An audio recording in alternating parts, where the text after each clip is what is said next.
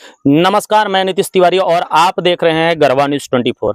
आज मैं मझियां विश्रामपुर विधानसभा क्षेत्र का एक युवा, गरीबों का मसीहा, विकास पुरुष, जो विश्रामपुर विधानसभा क्षेत्र में चर्चित व्यक्ति से आज मिलाने का मैं आपको प्रयास करता हूं और आपको मैं चलिए मिलवाता हूं यहाँ इस क्षेत्र का, विश्रामपुर विधानसभा क्षेत्र का होनहार विधायक प्रत्याशी से मैं मिलवाने का प्रयास कर रहा हूं। उनके हम घर में चलते हैं, उनसे मिलवाते हैं कि क्या इस विषय में आज जो विश्रामपुर विधानसभा क्षेत्र का रणनीति और माहौल गर्मा गर्म है, जो बोल सकते हैं कि हम जहाँ विश्रामपुर विधानसभा क्षेत्र बीजेपी और छोटे मोटे पार्टियां लेकर के यहाँ पे हॉट स्पॉट बना हुआ है, उस विषय में आइए बात करते हैं इनसे और बातचीत के दौरान बात करते हैं कि क्या यहाँ का मुख्य मुद्दा क्या है और आप इस विषय में क्या कहना। न्यूज़ 24 में आपका स्वागत है भैया। धन्यवाद। मैं पूछना चाह रहा हूँ आपका पहला सवाल, और ताजा और तीखा सवाल आपसे पूछना चाह रहा हूँ कि विश्रामपुर विधानसभा क्षेत्र का दुर्गति का जिम्मेवार कौन है?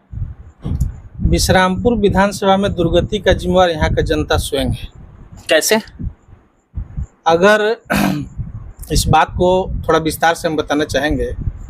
हम इस बात को 2-3 साल जब क्षेत्र भ्रमण किए, लोग के बीच गए, इस बात को समझे कि नेता से ज़्यादा दोषी यहाँ का जनता स्वयं है। अगर आप मानते हैं कि नेता काम नहीं कर रहा है, नेता मेरा निकम्मा है, नकारा है, तो 5 साल में आपके पास अवसर आता है, आप उसको बदल सकते हैं, बदलाव कर सकते हैं। लेकिन जो काम नहीं कर रहा हो, जो आपके समस्याओं से जिसका कोई सरोकार नहीं हो, जो दिन रात अपना धंधा व्यवसाय, स्कूल कॉलेज हॉस्पिटल खोलने में, जो पेट्रोल पंप खोलने में लगा हुआ हो, अगर वैसे लोग को आप बार बार जिताते रहेंगे, प्रतिनिधित्व तो देते रहेंगे, तो दुर्दशा आपका स्वाभाविक होगा। इसके लिए आप नेता को दोषी देने से ज़्यादा तो हम समझते हैं कि यहाँ की जनता स्वयं है। इसके लिए अगर आप देखेंगे तो जनता के साथ साथ यहाँ जो 2 प्रतिनिधि जो 40 साल विश्रामपुर का प्रतिनिधित्व किए, वर्तमान प्रतिनिधि और उसके पूर्व प्रतिनिधि, उन लोग भी जिम्मेवार हैं, लेकिन उन लोग से ज़्यादा हम कहीं ना कहीं जनता को इसके लिए जिम्मेवार समझते हैं। आपका दूसरा सवाल कि विश्रामपुर विधानसभा क्षेत्र को भ्रष्टाचार मुक्त कैसे बनाएंगे, क्योंकि विश्रामपुर विधानसभा क्षेत्र में भ्रष्टाचार चरम सीमा पे है। आप उसको भ्रष्टाचार, आप आ रहे हैं राजनीति में, आप यहाँ के विधायक का दावेदारी कर रहे हैं, तो आप यहाँ भ्रष्टाचार मुक्त कैसे करेंगे इस क्षेत्र को? देखिए, भ्रष्टाचार पूरे देश के लिए समस्या है, ऐसा नहीं है कि विश्रामपुर के लिए समस्या है। लेकिन जो स्थिति हमारे विधानसभा का है वो अपने चरम पे पहुंच गया है। घूसखोर लोग काम करने के लिए फोन पे में पैसा ले रहे हैं, घूस ले रहे हैं, तो इसका सीधा मतलब है कि उनको किसी से डर भय नहीं है। और हम इस बात को समझते हैं कि भ्रष्टाचार विश्रामपुर से ख़त्म करने के लिए सिर्फ इच्छा शक्ति की आवश्यकता हो। जो जनप्रतिनिधि अगर नियत के साथ काम करेगा और जो सरकारी व्यवस्था है, जो योजना है, अगर उसमें पारदर्शी तरीके से अपना लेन देन नहीं करेगा, अगर आप ब्लॉक से कमीशन लेंगे हर महीना, जो तयशुदा रकम अभी जो हमारे प्रतिनिधि को मिल रहा है, तो अगर आप ईमानदारी से अपना काम करेंगे, तो मैं इस बात को समझता हूं कि किसी भी को भी घूस लेने और मांगने में डर होगा, भय होगा। और मैं इस बात के लिए संकल्पित हूँ, हमारा पार्टी झारखंड युवा विकास पार्टी इस बात के लिए संकल्पित है। हम लोग का ये पहला एजेंडा है कि विश्रामपुर में कोई काम हो या न हो, हम लोग विश्रामपुर से पूरे विधानसभा से भ्रष्टाचार का नामो निशान मिटा देंगे और इसके लिए हम लोग सक्षम हैं। और मैं समझता हूं कि अगर जनता हमको मौका देगा तो इस बात का एहसास हम लोग दिलाएंगे कि हम लोग का प्रतिनिधित्व आने के बाद उनको कभी किसी को न पैसा देना पड़ेगा, न कोई मांगने का साहस करेगा। एक वीडियो आपका हम देखे थे जिसमें आप बोले थे कि जहां ब्लॉक जाइएगा, हॉस्पिटल जाइएगा, उसमें अगर जहां कोई घूस मांगता है वहां अगर के हम विधायक बन जाते हैं तो वहां आपको चाय पानी करा करके आपको वहां से काम करके विदा किया जाएगा। तो आप ऐसा किस बेस पे बोल रहे थे? देखिए, ये मेरा नहीं है, ये सरकार का ही उद्देश्य है। आप कहीं भी जाइए तो हमेशा पुलिसिंग का बात सुनते होंगे कि थाना में अगर कोई फरियाद लेके आता है तो उसको पानी पिलाना है, चाय पिलाना है, उसके साथ अच्छा व्यवहार करना है। लेकिन जमीनी हकीकत तो ऐसा है नहीं। ब्लॉक थाना में आप चले जाइए, पहले तो आपके साथ ऐसा व्यवहार किया जाएगा कि आप कौन सा काम लेके आ गए, जैसे लगता है कि वो आपका काम करके उपकार कर रहे हैं। इसके बदले आपसे मुँह मांगी रकम, मोटा रकम मांगा जाता है, जैसे कि उनको वेतन भत्ता नहीं मिल रहा है। तो ये बात, हम इस बात को कहते हुए मैं बराबर दोहराऊंगा कि अगर जनता का समर्थन और आशीर्वाद हम लोगों के साथ मिलता है, रहता है, तो आप निश्चित तौर पर रहिए कि ब्लॉक और थाना में घूसखोरी का नामो निशान नहीं रहेगा। और हमारा पार्टी, हमारे कार्यकर्ता, हमारे जितने भी लोग हैं, सभी लोग इस बात के लिए संकल्पित है कि विश्रामपुर से भ्रष्टाचार का खात्मा करेंगे और आम आदमी के जीवन में इस बदलाव को हम लोग महसूस करा के रखेंगे कि अगर आप जागरूकता के साथ और सही आदमी को अपना मत देते हैं तो आपका काम कैसे होता है। और ये बताइए कि हमारा विश्रामपुर गढ़वा के लिए भवनाथपुर भी विधानसभा क्षेत्र है, इसमें पलायन बहुत ज्यादा है। यहाँ से लोग ट्रेन भर भर के, जैसे कि बकरी भर के ले जाते हैं सब, वैसे भर भर के यहाँ से ले जाते हैं और काम करने के लिए बाहर जाते हैं। वहां से लोगों का लाश आता है, शव आता है, दिल दहल जाता है। अब भी आपका भी क्षेत्र में हुआ है, मेरे भी क्षेत्र का, मेरा गाँव में भी हुआ है। ऐसे ऐसे कारनामे आते हैं। ये पलायन को लेकर के आप क्या कहना चाहेंगे? देखिए, रोजगार और पलायन पलामू गढ़वा के लिए मुख्य मुद्दा है, लेकिन चुनाव में ये मुद्दा कभी रहता नहीं है। चुनाव में जब लोग जाति पर वोट देंगे, पार्टी पर वोट देंगे, मोदी जी का चेहरा देख के वोट देंगे, तो आपको ऐसी स्थिति का सामना करना पड़ेगा। रोजगार और पलायन विश्रामपुर का ही नहीं, पूरे पलामू गढ़वा के हर गांव हर घर की स्थिति है। आप किसी भी गांव में चले जाएंगे तो 20, 22, 25 साल का नौजवान घर में नहीं मिलता है। पूछने पर बताया जाता है कि कर्नाटक गया, बंगलोर गया। मैं इस बात को समझता हूं कि घूसखोरी, भ्रष्टाचार या जो परेशानी आज राजनीति में है, देश में लगभग सभी राज्यों में है। आज गुजरात के नेता हरिश्चंद्र नहीं है, वहाँ भी घूसखोरी है, लेकिन वहाँ का नेता कितना हो चोर हो, अपने लोगों के रोजी रोजगार के लिए 15,000, 20,000, 25,000 का व्यवस्था करके रखा है। तो आखिर क्या कारण है कि झारखंड खनिज संपदा से परिपूर्ण होते हुए भी यहाँ के नेता कल कारखाना लगवाने के लिए, उद्योग धंधा लगाने के लिए, हमारे युवाओं के रोजी रोजगार के लिए, उनके शिक्षा स्वास्थ्य का व्यवस्था के लिए क्यों नहीं प्रयासरत रहते हैं? सिर्फ कोई मंत्री बनने के लिए, कोई विधायक बनने के लिए, कोई सरकार से लाभ लेने के लिए सभी लोग निजी स्वार्थ में लगे हुए हैं। और जनता को भी इन लोग इस तरह से गुमराह करके रखा है कि जनता भी कभी इस बात के लिए इन लोग को वोट नहीं देता है कि हमारे यहाँ उद्योग धंधा स्थापित हो, जिससे हमारे लोगों को रोजी रोजगार मिले। तो यहाँ दोनों तरफ से ताली बज रहा है। जनता को भी समझना होगा कि हमको युवाओं के रोजगार का व्यवस्था के लिए मांग करना चाहिए, अपने नेताओं पर दबाव बनाना चाहिए, और जो काम ना करे 5 साल में उसको बदलिए, उसके अंदर डर पैदा कीजिए कि जो मेरे लिए ऐसा व्यवस्था नहीं करेगा उसको हम वोट नहीं देंगे।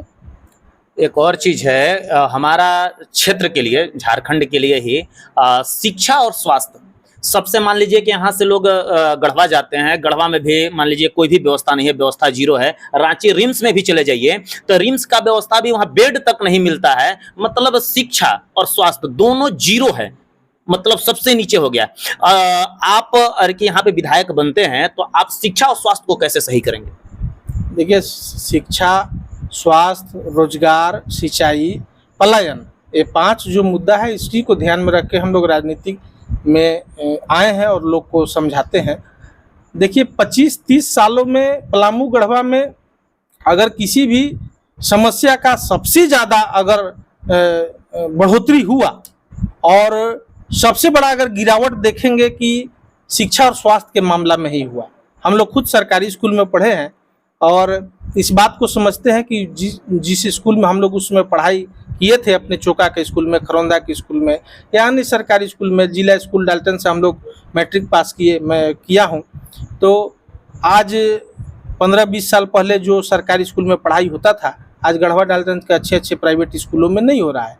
तो यहाँ का नेता अपना शिक्षण संस्थान चला रहे हैं, अपना स्कूल कॉलेज चला रहे हैं, तो उन लोग जानबूझ के सरकारी जो व्यवस्था था, जो स्कूल कॉलेज था, उसको चौपट कर दिए। आप बताइए कि पलामू गढ़वा में एक भी 25-30 सालों में नया कॉलेज, नया degree college, engineering college, B Ed college सरकारी स्तर पर खुलवाने का किसी ने प्रयास किया?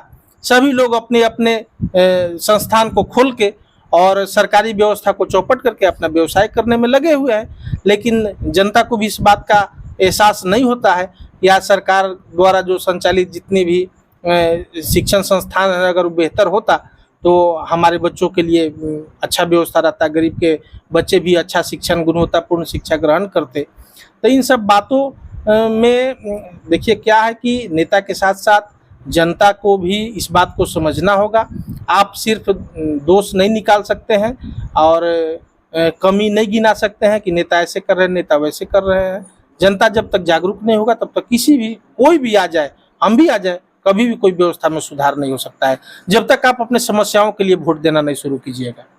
यहाँ आपका विश्रामपुर विधानसभा क्षेत्र में राजा का बेटा राजगद्दी पे बैठता है, मतलब वंशवाद चल रहा है कि मतलब हमारे पिताजी विधायक बने या मंत्री बने तो उसके बाद हम बने, उसके बाद मेरा बेटा बने, फिर मेरा बेटा का बेटा बने, मेरा नाती बने। तो ये सिस्टम लगातार यहाँ पे चलते आ रहा है। तो इस विषय में, वंशवाद के विषय में आप क्या कहना चाहेंगे? अब ऐसा नहीं होगा। वंशवाद तो पूरा देश में ही है। कुछ लोगों का परिवार पूरे राजनीति में, पूरे देश में आप देखिएगा कि हावी है, लेकिन ऐसा नहीं है। अगर लोग सच्चे मन से राजनीति में आए और सेवा के माध्यम से लोगों के बीच जाके काम करें तो लोग इस बात को समझते हैं। और इस बात के लिए आप निश्चिंत रहिए कि विश्रामपुर में इस बार न वंशवाद चलेगा, न स्थापित पार्टी जो पहले से शासन करते आए हैं उनका कोई भी तिकड़म इस बार नहीं चलने वाला है। जनता को हम लोग बहुत अच्छे से जागरूक कर रहे हैं, उनको बता रहे हैं, उनके लिए काम कर रहे हैं, उनके लिए सेवा कर रहे हैं। और जनता इस बात के लिए संकल्पित है कि विश्रामपुर में इस पर बदलाव होगा और कोई भी स्थापित पार्टी, कांग्रेस, भाजपा हो या उनके द्वारा पोषित जो विधायक हैं, उनके बच्चे हैं जो राजनीति में का ख नहीं जानते हैं, लोगों के बीच जाना आना नहीं जरूरी समझते हैं, अगर कोई काम के लिए फोन कर दे तो उसको उन लोग समझते हैं कि परेशान कर रहा है। तो ऐसे लोग से विश्रामपुर अब निजात पाना चाहता है और इस बार के चुनाव में विश्रामपुर इन सब लोगों से मुक्त होकर विकास की ओर, विकास के साथ आगे बढ़ेगा। विकास के साथ आगे बढ़ेगा यानी कि आपके साथ आगे बढ़ेगा? मेरे साथ आगे नहीं बढ़ेगा, जो अच्छा काम करेगा, जो जनता के लिए बेहतर विकल्प बनेगा, उसके साथ आगे बढ़ेगा। एक और आपका हम वीडियो देखते हैं कि जहां कोई भी परेशानी होता है, कहीं ट्रांसफार्मर की दिक्कत होती है या कोई गिर जाता है तो उसको आप गाड़ी की सुविधा देते हैं, ट्रांसफार्मर मतलब 1 से 24 घंटा में ट्रांसफार्मर भी भेज देते हैं, या कुछ भी जनता गरीब को समस्या होता है वहां अपने निजी खर्च से आप उस काम को करवाते हैं। तो आप निजी खर्च करने के बाद भी लोग यहाँ पे कहते हैं कि विकास दुबे जो है गढ़वा पलामू, मतलब पलामू प्रमंडल के बाहुबली हैं, आप गरीब का सेवा करना चाहते हैं फिर भी बाहुबली के नाम से आपको सब जानते हैं। इस विषय में क्या कहना चाहेंगे? देखिए, राजनीति में आने का मेरा मकसद था आम आदमी के जीवन में कुछ काम करना। अगर मेरे राजनीति में आने से अगर किसी के लिए हम कुछ काम नहीं कर पाए, मेरे द्वारा उनका कोई सहायता, मदद, सहयोग या उनके जीवन में किसी तरह का कोई बदलाव नहीं महसूस हो तो फिर मेरा राजनीति करने का क्या मतलब रहेगा। राजनीति में जो भी लोग हैं, हम तो कहते हैं कि आप भी अपने सामर्थ्य से काम कीजिए और जितने लोग राजनीति में आएंगे अगर जनता के लिए सही मायनों में काम करेंगे तो इससे जनता का हित होगा। लेकिन यहाँ काम करने जो करता है उसी का यहाँ नुक्ताचीनी होता है। आपको कौन रोका है? आप भी ट्रांसफार्मर लगवाइए, आप भी गरीब का शादी में मदद कीजिए, आप भी बीमार का इलाज कराइए। एक विकास दुबे पूरे विश्रामपुर का तो सहायता नहीं कर सकता है ना। अगर सभी लोग अपने अपने स्तर से ऐसा काम करते तो जरूर यहाँ के लोग के जीवन में जरूर कुछ अच्छा होता। लेकिन लोग ऐसा करते नहीं है और खुद काम करेंगे नहीं, अगर कोई करेगा तो उसको लोग गलत साबित करते हैं। लेकिन इससे विकास दुबे को कोई फर्क नहीं पड़ता है। हम समझते हैं कि भगवान ऊपर वाला हमको इस लायक, इस सामर्थ्य के योग्य बनाया है कि हम किसी के जीवन में कुछ काम कर सकूं, कोई सहयोग कर सकूं, कुछ मदद कर सकूं, उनका कुछ भलाई कर सकूं, तो मैं निरंतर करूंगा। और इसके लिए हमको किसी पद पे रहने की आवश्यकता नहीं है, कोई विधायक का सर्टिफिकेट की आवश्यकता नहीं है। और जो बाहुबली वाला बात है तो बाहुबली लोग कहते हैं और इससे हमको कोई फर्क नहीं पड़ता है। यहाँ का व्यवस्था अगर ठीक करने के लिए बाहुबल का भी उपयोग करना पड़ेगा तो हम लोग उससे भी कोताही नहीं करेंगे, क्योंकि यहाँ का व्यवस्था सड़ गया है। यहाँ का व्यवस्था सही करने के लिए बल का प्रयोग होगा और जो लोग सही तरीके से नहीं समझेंगे उनको दूसरे तरीके से भी समझा के विश्रामपुर को हम लोग निश्चित तौर पे भ्रष्ट और घुसखोरी से मुक्ति दिलाएंगे। एक झारखंड विकास पार्टी जो आपका है, आप लगता है कि 6 महीना साल भर पहले बनाए हैं, तो ये आपकी छोटी पार्टी है। बड़े बड़े पार्टी कांग्रेस है, आपका जेएमएम हो गया, इसके बाद बीजेपी पार्टी हो गया, उन लोग बड़े पार्टी, पैसे वाले पार्टी से आपकी छोटी पार्टी है, नया पार्टी है, कैसे लड़ पाएंगे? आपका एजेंडा क्या होगा? मेरा पार्टी का नाम है झारखंड युवा विकास पार्टी। जैसा इसका नाम में युवा है तो पार्टी कोई बड़ा छोटा नहीं होता है। भाजपा भी एक समय 2 सांसदों का पार्टी हुआ करता था और अभी पीछे ही लोकसभा चुनाव जो 2-3 महीना पहले, 4 महीना पहले जो लोकसभा चुनाव हुआ है, आप देखेंगे कि पूर्णिया से लोकसभा सांसद हमारे पप्पू यादव जी अभी विजयी हुए हैं। उनके सामने भाजपा का भी प्रत्याशी था और राजद का भी प्रत्याशी था, कांग्रेस के समर्थन से वहां प्रत्याशी था। दोनों पार्टी धराशायी हो गया। तो जो लोग के बीच काम करेगा, जो लोग का दिल जीतेगा, सेवा करेगा, लोग उसको वोट देते हैं। ये पार्टी या ये बड़ा पार्टी छोटा पार्टी से कहीं कुछ होता जाता नहीं है। हम लोग जनता के बीच रहते हैं, उनका काम करते हैं। आप देखेंगे कि नित्य प्रतिदिन हम लोग का दिनचर्या है कि हम लोग जनता की समस्याओं का समाधान करते हैं, उनसे मिलते हैं, जो बन सकता है उसको करने का प्रयास करते हैं, और जो नहीं करने लायक है उसके लिए भी प्रयास करते हैं। और हम लोग ये निरंतर रूप से 2-3 सालों से कर रहे हैं, और जनता इस बात को भली भांति समझ रहा है कि विश्रामपुर में आज 30-40 वर्षों के राजनीति में ये पहला मौका है जब कोई राजनीति शुरुआत करने वाला आदमी इस तरह से लोगों के बीच जाके सेवा किया, काम किया, और इतना तत्परता से काम किया। लोग अगर 10 बजे 12 बजे रात में भी फ़ोन करते हैं तो हम लोग उसके लिए परहेज नहीं करते हैं, उनके लिए काम करने का प्रयास करते हैं। तो विश्रामपुर के लोग इस बात को समझ रहे हैं और पूरी तरह से इस बार जागरूक है। और कोई भी पार्टी आ जाए, भाजपा, कांग्रेस, राजद, कोई भी पार्टी आ जाए, इससे कोई फर्क नहीं पड़ता है। लोग विधानसभा में प्रत्याशी को वोट देते हैं, और अभी जो वर्तमान पर प्रत्याशी है वो काम कर रहा है जनता के लिए। जनता अगर चुनेगा, हमको सेवा करने का मौका देगा, तो हम लोग 5 वर्ष उनके लिए निस्वार्थ भाव से संकल्पित होकर काम करेंगे। जनता अगर हमको मौका नहीं देगा तो भी हम लोग 5 साल जनता के लिए उसी तत्परता से काम करेंगे, और उनका दिल जीतने का, उनके जो यहाँ जागरूकता का अभाव है उसको खत्म करने का प्रयास करेंगे। चलिए, बहुत बहुत धन्यवाद आपका। चैनल के माध्यम से आप जनता के बीच में क्या कहना चाहते हैं? आपके चैनल के माध्यम से आपसे जुड़े हुए सभी जो आपके सब्सक्राइबर हैं, सभी लोगों से और खासकर अपने युवा साथियों से विनम्र पूर्वक आग्रह करता हूं, और मैं जहां भी जाता हूं इस बात को कहता हूं कि सभी लोग राजनीति में आइए, और विश्रामपुर के दशा दिशा को बदलने का जो संकल्प झारखंड युवा विकास पार्टी ने उठाया है उसमें आप शामिल होइए, सहयोगी बनिए। और यहाँ जो कुव्यवस्था, जो भ्रष्टाचार, जो स्थिति, जो परिस्थिति बना हुआ है, इसे मुक्ति के लिए जो हम लोग संघर्ष कर रहे हैं, जो लड़ाई लड़ रहे हैं, उसमें आप सहयोगी बनिए, भाई बनिए, और आगे अपने भविष्य के लिए, अपने जीवन के लिए, आने वाले पीढ़ी के लिए बेहतर विश्रामपुर का हम लोग निर्माण कर सके, बेहतर विश्रामपुर को हम लोग बना सके। इसके लिए हम सबों को मिलकर प्रयास करने का आवश्यकता है, और इसके लिए सभी अपने युवा साथी, गार्जियन, सभी लोगों को इस बात के लिए आग्रह करेंगे कि इस बार विश्रामपुर में बदलाव कीजिए, और विश्रामपुर का जो स्थिति है उसको ठीक करने में हम लोग का सहयोगी और आशीर्वाद के रूप में हम लोग के साथ आइए। चलिए, बहुत बहुत धन्यवाद आपका। जय हिंद।